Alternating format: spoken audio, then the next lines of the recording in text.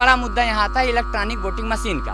अच्छा, बिल्कुल आता है। विश्वास नहीं करते उसमें? मैं बिल्कुल नहीं विश्वास करता। क्यों? मैं अपनी ही बात। इलेक्शन कमीशन के द्वारा लाई गई है भाई। इलेक्शन कमीशन को भी चुनौती दी जा चुकी है, ऐसा कहीं कुछ नहीं। मेरी बात सुनिए, 8 अक्टूबर 2013 को सुप्रीम कोर्ट ने निर्णय दिया कि इलेक्ट्रॉनिक वोटिंग मशीन से फ्री फेयर ट्रांसपेरेंट इलेक्शन नहीं किया जा सकता।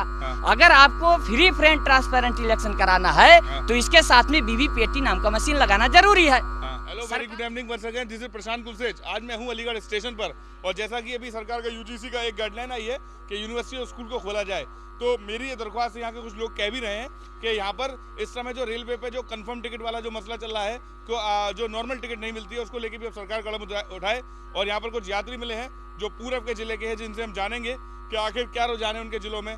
बांदा के हैं, कोई लखनऊ से हैं और ट्रेन यहाँ से जाने वाली है, तो हाँ कहीं और से भी हैं। तो देखते हैं कि वहाँ भी चुनाव नहीं हुए पूरब में, तो वहाँ किसकी हवा है और किसको चाह रहे हैं परिवर्तन के रूप में, या योगी जी को रिपीट करना चाह रहे हैं। भाई स्वागत है मेरे नेटवर्क पे। जी धन्यवाद। बताइए किसकी लहर है आपके क्षेत्र में? हमारे क्षेत्र में परिवर्तन की लहर है, आपको बता दूं। अच्छा। पिछली सरकारों ने जो भी काम किए हैं, जो भी वादे किए हैं, वो कहीं ना कहीं वादा खिलाफी रही। इसलिए युवा जो है, जो बेरोजगार है, वो बहुत ज्यादा, युवा किसान मजदूर ये बहुत ज्यादा आक्रोशित है। राम मंदिर नहीं बना क्या? मंदिर से कोई लेना देना नहीं है। हमारा काम है लेना देना विकास का है। हम युवा हैं, हमें रोजगार चाहिए। रोजगार चाहिए। मंदिर तो अलग मैटर हो गया। अच्छा। मंदिर के मैटर में हम नहीं उलझना चाहते। अच्छा। हम रोजगार और विकास पर ध्यान देना चाहते हैं। रोजगार और विकास, बिल्कुल।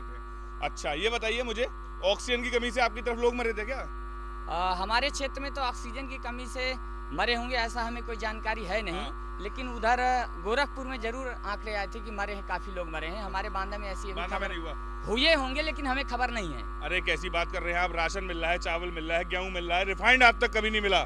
रिफाइंड मिल रहा है और आप बुराई कर रहे हैं सरकार की? बुराई बिल्कुल नहीं कर रहे हैं, जो सच्चाई वो बता रहे हैं। अच्छा, क्या बता रहे हैं? रोजगार, मैं कह तो रहा हूँ, शिक्षा, स्वास्थ्य, रोजगार, ये 3 चीज जिस भी राज्य में होंगी। एजुकेशन क्यों बात कर रहे हैं आप? एजुकेशन कम है क्या? लिटरेसी रेट कम हुआ है क्या यूपी में? बिल्कुल बिल्कुल एजुकेशन कम है। मैं ये देख रहा हूँ कि रैलियों के लिए कोई कोरोना नहीं, कोई लॉकडाउन नहीं है। जनसभाएं हो रही हैं, रैलियां हो रही हैं, public place, railway station, bus stand और रेलवे एयरपोर्ट, बंदरगाह, बाजार, मार्केट हाट, सारा सब कुछ खुला है। सुनिए कोई दिक्कत नहीं है। केवल एजुकेशन का जो विद्यालय है, विद्यालय बंद करने में ही इनको, विद्यालय खोलने में ही इनको दिक्कत है। विद्यालय खोलते हैं तो कहते हैं कोरोना होगा, बच्चों को दिक्कत होगी। आपका सिस्टम गड़बड़ है, इसलिए आपको ऐसा लग रहा है। मैं आपको अमेंडमेंट कर दूं। विद्यालय बंद करने की नहीं कहा है, सरकार ने कहा है खोल सकते हैं, लेकिन अपनी जिम्मेदारी पे खोलिए। 2 साल से विद्यालय की जिम्मेवारी कहाँ कौन निभा रहा है? बच्चे 2 साल से खेत खलिहान में खेल रहे हैं, घर में पड़े डोल रहे हैं, कोई एजुकेशन की बात नहीं हो पा रही। ऑनलाइन एजुकेशन चल तो रही है। ऑनलाइन किसके बच्चे पढ़ रहे हैं? जो गांव देहात मजदूर किसान बेरोजगार का लड़का है, उसके तो टेक्नोलॉजी के मामले में, ये जो आप जिसकी टेक्नोलॉजी की डिजिटल की बात कर रहे हैं, वो तो वहाँ तक पहुँचा ही नहीं है। हर जेब में मोबाइल नहीं है जो आप जिसकी बात कर रहे हो। कीपैड मोबाइल मुश्किल है, यहाँ 2 वक्त का रोटी जो है खाना मुश्किल पड़ रहा है। आप डिजिटल इंडिया की बात कर रहे हैं। अच्छा है, निर्णय अच्छा है, नियत सही न होने की वजह से सुविधाएं नहीं पहुँच पाई, लिहाजा उसका कोई मतलब नहीं है। मतलब दूसरी बात, मैं अपनी तरफ से एक मुद्दा ऐड कराना चाहूंगा, मैं ध्यान कराना चाहता हूँ। हमारे यहाँ जो लहर की बात कर रहे हैं, लहर चाहे जिसकी हो, सबसे बड़ा मुद्दा यहाँ आता है इलेक्ट्रॉनिक वोटिंग मशीन का। अच्छा, बिल्कुल आता है। विश्वास नहीं करते उसमें? मैं बिल्कुल नहीं विश्वास करता। क्यों? मैं अपनी ही बात। इलेक्शन कमीशन के द्वारा लाई गई है। इलेक्शन कमीशन को भी चुनौती दी जा चुकी है, ऐसा कहीं कुछ नहीं। मेरी बात सुनिए, 8 अक्टूबर 2013 को सुप्रीम कोर्ट ने निर्णय दिया कि इलेक्ट्रॉनिक वोटिंग मशीन से फ्री फेयर ट्रांसपेरेंट इलेक्शन नहीं किया जा सकता। अगर आपको फ्री फेयर ट्रांसपेरेंट इलेक्शन कराना है तो इसके साथ में वीवीपीएटी नाम का मशीन लगाना जरूरी है। सरकार ने, निर्वाचन आयोग ने मांगा, सरकार ने नहीं लगाया। फिर कुछ सामाजिक कार्यकर्ता हैं, एक मुझे याद आ रहा है, यूट्यूब में मैंने उनका नाम सुना था, वामन मेश्राम। उन्होंने जो है तो जब केस रिट याचिका दायर करी, तब जाकर के 2017-18 का जो 19 का लोकसभा चुनाव हुआ, उसमें जाके वीवीपीएटी मशीन लगाई गई। इसका मतलब आप इलेक्शन कमीशन में शक कर रहे हैं आप? मैं क्या, सुप्रीम कोर्ट खुद कह रहा है। सुप्रीम कोर्ट की बात आप नहीं मान रहे, मैं कहाँ कह रहा हूँ? और वो केस मेरी नहीं है, वो डॉक्टर सुब्रमण्य स्वामी और तमाम कई नेता, मुझे नाम भूल रहे हैं, ये केस लेके गए थे। अच्छा। वो सारी केस पड़ी हुई है, उस पर सुप्रीम कोर्ट ने निर्णय दिया था 8 अक्टूबर 2013। अभी भाजपा ने मैनिफेस्टो में कहा है कि लड़कियों को स्कूटी देंगे, आप उस स्टैंड को कैसे देखते हैं? स्कूटी का कोई, मैं क्या बता रहा हूँ, यहाँ स्कूटी, मोबाइल, डिजिटल जो भी आप बता रहे हैं, मुद्दा ये है ही नहीं, ये तो डाइवर्ट करने वाले मुद्दे भाई। अच्छा। बच्चों को मुझे क्या चाहिए, मैं अगर पढ़ाई कर रहा हूँ तो मुझे गुणवत्तापूर्ण एजुकेशन चाहिए, शिक्षा चाहिए गुणवत्तापूर्ण।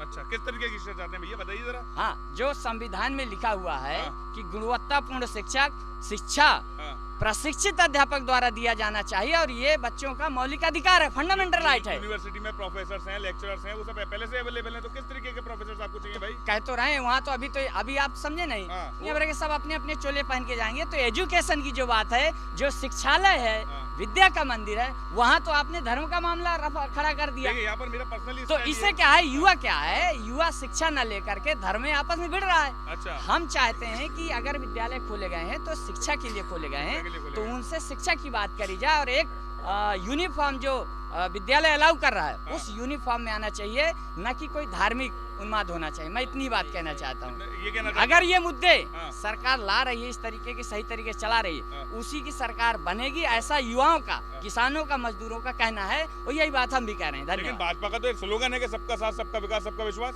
मैं कह रहा हूँ, मैं अपने बारे में बताना नहीं चाहता। मैं BA, MA, B.Ed, ITI, LLB कर रहा हूँ। अभी तक कोई जॉब नहीं मिल पाई, कई एग्जाम दे चुका हूँ। कई एग्जाम देते ही वक्त यहाँ कहीं ना कहीं आपके पोटेंशियल पे भी तो शक हो सकता है कि आप टेस्ट नहीं निकाल पाए। मैं कह तो रहा हूँ कि हाँ, हो सकते हैं। मैं देख रहा हूँ, मैं नहीं सेटिस्फाइड हूँ। मैं आपको गाँव ले जाऊँ तो वहाँ दिखा दूंगा कक्षा 8वीं पास बच्चा हिंदी नहीं शुद्ध पढ़ पा रहा, जो देश का भविष्य है। क्या होगा इनका 10 साल बाद?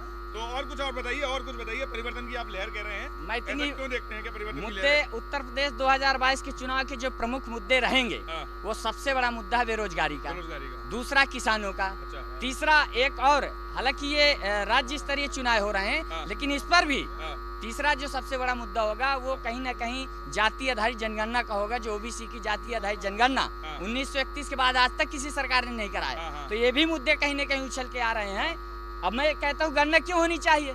गणना होगी तो आंकड़े पता चलेंगे कि कौन सा जाति, वर्ग, धर्म, समुदाय कितने संख्या में है, उसका क्या अनुपात है, ये पता चल जाएगा। जैसे आंकड़ा पता चलेगा तो फिर उसका बजट बनेगा और बजट से विकास होगा।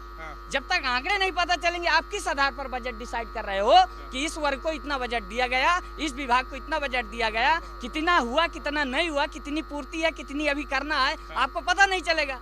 पुराने आंकड़ों पर आप चल रहे हैं। अखिलेश यादव जी 300 यूनिट बिजली फ्री देने की बात कर रहे हैं, आप उस स्टैंड को कैसे देखते हैं? मैं कह रहा हूँ, फ्री का आप क्यों दे रहे हो भाई? भिखमंगा क्यों बना रहे हो? आप रोजगार दीजिए ना, आप रोजगार दीजिए। रोजगार में आप जब व्यक्ति स्वतंत्र स्वावलंबी हो जाएगा, आत्मनिर्भर हो जाएगा, तो आप बिजली को फ्री देने की जरूरत नहीं है। वो अपना उसी वेतन से घर चलाएगा, परिवार चलाएगा, बच्चों का एजुकेशन करेगा, भरण पोषण करेगा। आपकी बिजली की जो फ्री की बात कर रहे हो, वो फ्री नहीं, अपने 20 नाखूनों की कमाई का देगा सरकार को, बिल्कुल देगा। तो आप फ्री की क्यों बात कर रहे हो? ना फ्री का हमें चावल चाहिए, ना आटा चाहिए, ना बिजली चाहिए, ना कुछ भी फ्री का नहीं, सब कुछ लगाइए। जब हम 2 रुपए का नमक खाते हैं, उसका बजट देते हैं, टैक्स देते हैं, तो हमें बिजली का टैक्स देने में क्या दिक्कत है? आप हमें रोजगार दीजिए ना। देखिए, ये आपके मेरे सामने मेरे बराबर में जो युवा खड़ा है, इसका सबसे बड़ा स्टैंड कहने का मसला ये है कि हमें फ्री का कुछ नहीं चाहिए। कोई भी सरकार, चाहे वो विपक्ष की हो चाहे पक्ष की हो, वो जो भी हमें मैनिफेस्टो में वादे कर रहे हैं फ्री के, वो हमें नहीं चाहिए। हमें आप रोजगार दीजिए, हमें आप एजुकेशन दीजिए। एजुकेशन सिस्टम जो कोलैप्स हो रखा है उसको सही करिए, और जो मेडिकल फैसिलिटी कोलैप्स हो गई है उसको सही करिए। ये आज का उत्तर प्रदेश का युवा ये चाहता है, जिसका कहना है कि सबसे बड़ा मुद्दा जो होगा वो होगा बेरोजगारी का। मैं प्रशांत कुलसेठ, PK न्यूज के माध्यम से सेवा में तत्पर। धन्यवाद।